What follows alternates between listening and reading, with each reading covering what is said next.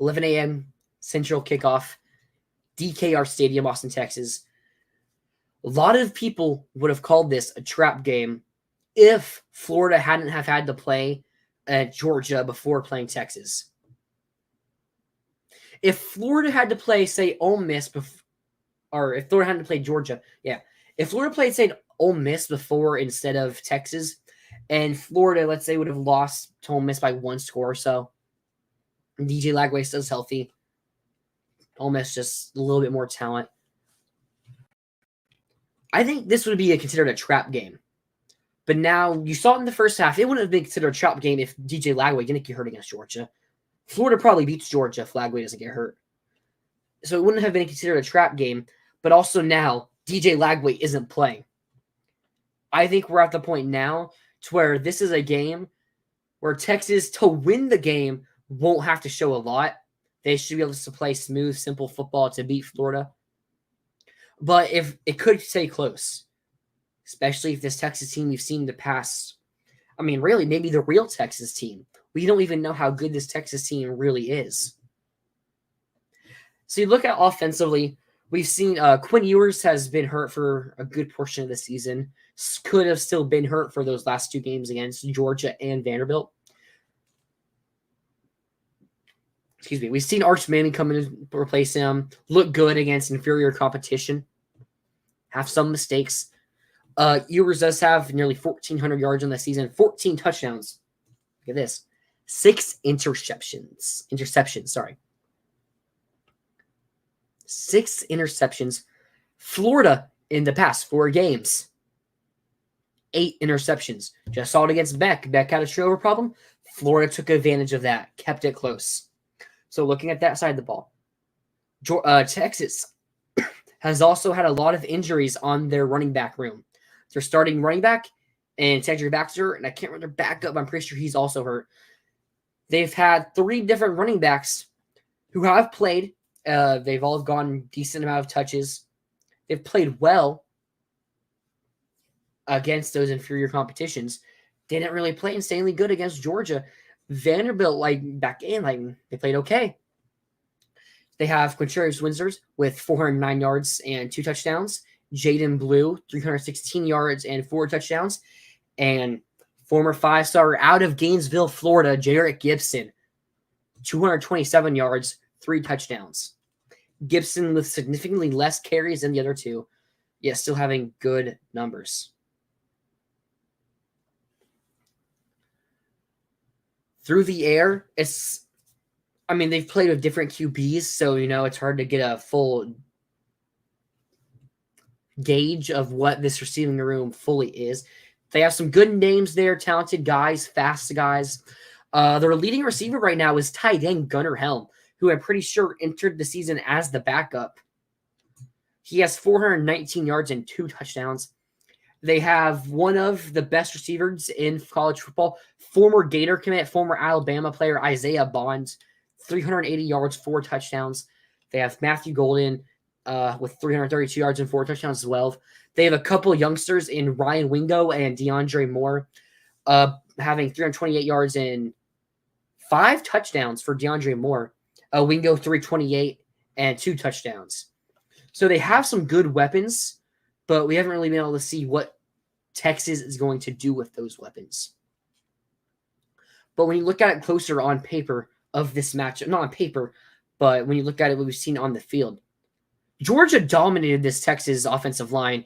That before this game, people were saying that this Texas offensive line might be the best in the country.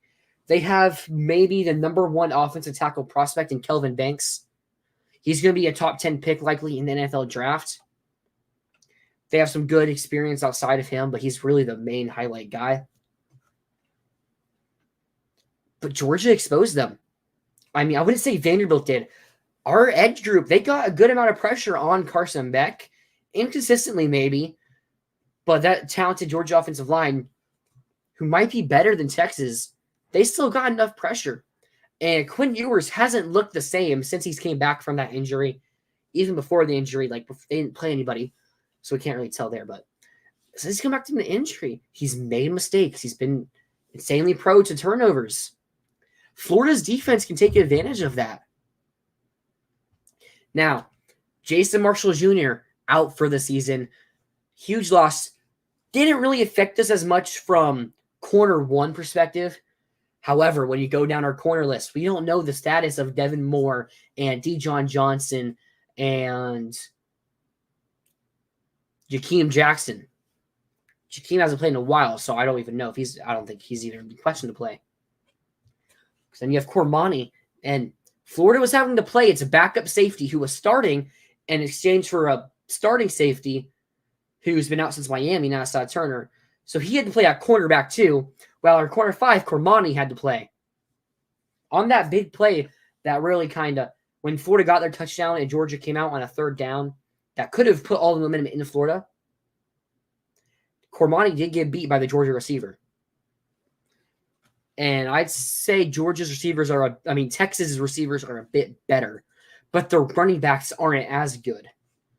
So you have a situation where maybe you draw it back more often, maybe bring some secret blitzes, some hidden blitzes to come out, spook Quinn Ewers, make him make some turnovers that he's been making this season, and play a good first half of football. I think that's going to be key for something. Because we're getting to the offense now. Offensive line, the run blocking especially, has been pretty dang good. It's just the quarterback situation, man. Nobody we play is going to respect our QB. Unless DJ Lagway's injury report comes up and it's not that severe and he can play. Unless that happens, our passing game isn't going to be respected at all. However, we'll give Napier a chance to have a week to scheme up some plays for Aiden that he's comfortable with, that maybe surprises Texas, and maybe gives him a chance to get comfortable. Maybe if you get in a groove, build some confidence in him, and he has a week to watch his own film and see that, man, his pocket was clean then. He's got to trust his offensive line more. Does that happen, though? This Texas defense is still pretty good. They forced Beck to have 3 turnovers as well, just like we did. Outside of some mistakes on Texas, they also did pretty well against that Georgia defense or that Georgia offense. The run game, however, that's where Georgia won this game, where they had Trevor Etienne go crazy on him. So Beck's a way more respectable passer than Aiden is. So if we don't have that passing game from Aiden in any sort of way, really, the run game's just not going to open up enough to be consistent enough to where even if Montreal Johnson is back, even if he's not, if he's not, we still like Ball and Jackson. And all 3 of those guys are really good running backs. But if they don't have enough blockers, it's not going to matter, because there's going to be a point to where your defense is going to get to the point where it's worn out and they can't get enough stops. So even if your offense hits a groove, this might be too late. Texas did lose last year 2 high-level NFL draft picks, and I don't think they've really recovered from it. I know coming into the season, a lot of people expected that defensive line to maybe not have as top end of a ceiling, but a way higher floor.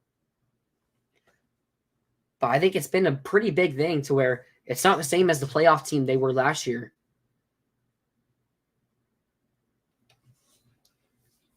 So we have Rob saying, maybe we should get Greg Smith-Ray for a Wildcat package.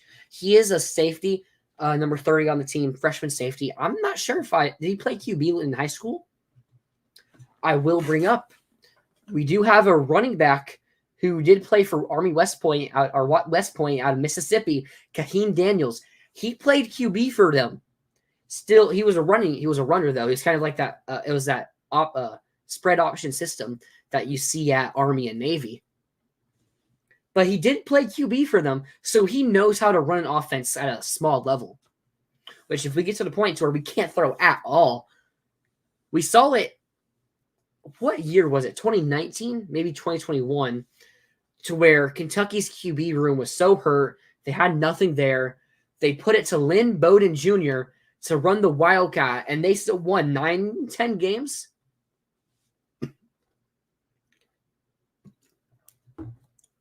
So if it gets bad enough to a point where we get there, maybe we put a Greg Smith there, Kaheem Daniels.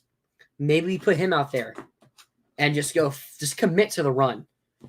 I don't want to get to a point where we're kind of like Iowa, where we keep a dumbed down offense of mostly runs and just hope the defense can keep us in it long enough and make mistakes. Because we see those teams like Iowa, they don't really have the talent. So when they play like an Ohio State or a Penn State, they just get blown out, or not blown out, but they get beat pretty easily if they don't get blown out. It's a really worrisome situation. I mean, in special teams, we gave Georgia a touchdown virtually, or we gave them points. They got a touchdown. It could have been a field goal. But, I mean, we gave them points off of the bad snap or bad catch from the holder. I don't know what it was. I have to rewatch that part again. But we also can't give them this game like that. So special teams also has to do its part. So how do I think this game is going to go? Well, I think maybe we can get a couple drives to where we have something up our sleeves to catches Texas off guard that can get us a couple points. Maybe we get a turnover. I'm going to say at halftime, the score is something like 10-6. Defense keeps it close. We'll get a couple field goals. But the defense, I think, no matter what happens, I have a feeling we're not going to be on the field a lot on offense. So the defense is just going to be on the field the entire first half. Besides, we see like a big play or get a turnover that allows us to kick those field goals. Then we get to the second half. Maybe there's a big play by defense early on, like how there was the Pyburn interception against Georgia.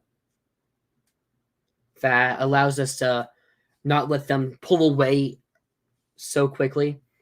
But then come the fourth quarter, I think the defense is going to be on the field for possibly 40 minutes of this game. I mean, unless they just absolutely shock me, I think the defense is going to be on the field this entire game virtually. So I'm going to take Texas to win this one 26 to... Do I think we get a last minute, maybe a late touchdown? I'm going to say 26-12.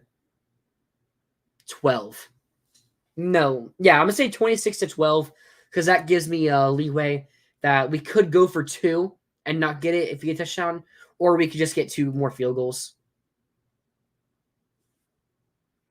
But it's just not enough. And I just have to pick Texas because the QB situation.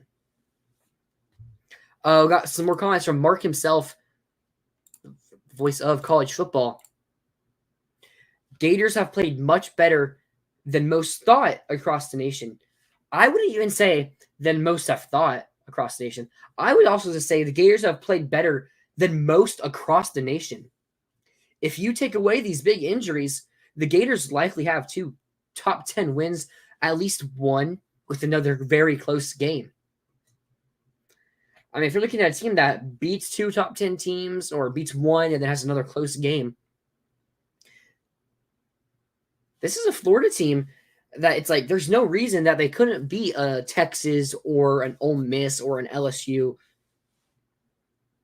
If we stayed healthy, there's a legit chance you could be looking at Florida and like, hey, they might be 5-3 or beat Tennessee. I mean, say we lose Tennessee, still Mertz gets hurt. Might be 5-3. But they beat Georgia. Blackley looked really good. That defense looked really good.